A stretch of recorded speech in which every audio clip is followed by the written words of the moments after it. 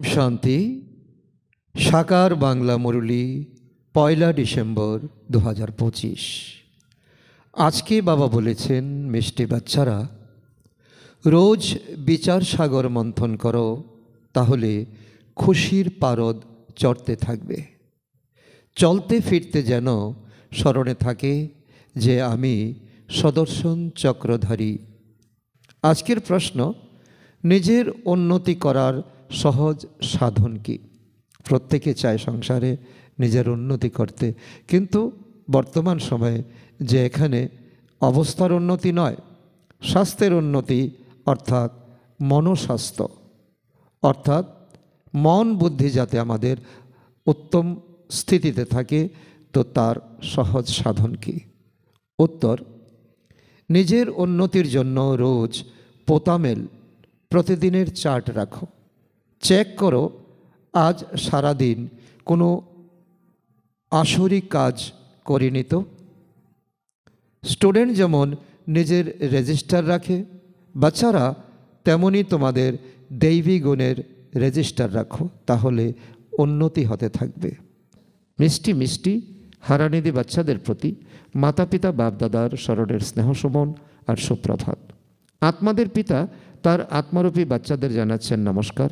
আমরা আত্মারূপী সন্তানরা আমাদের মাতা পিতা বাপদাদাকে জানাই স্মরণের স্নেহসুমন, সুপ্রভাত ও নমস্কার। ধারণার জন্য মুখ্য সার ১ নম্বর, বাবা ভুল ঠিক বোঝার বুদ্ধি দিয়েছেন, সেই বুদ্ধির আধারে দৈবী গুণ ধারণ করতে হবে। কাউকে দুঃখ দেবে না, নিজেদের মধ্যে ভাই বোনের প্রকৃত প্রেম যেন থাকে, কখনই যেন কুদৃষ্টি না যায়।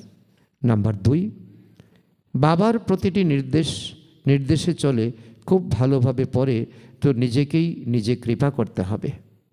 নিজের উন্নতির জন্য পোতামেল রাখতে হবে। কেউ যদি দুঃখদায়ী কথা বলে, তাহলে শুনেও না শোনার ভান করতে হবে।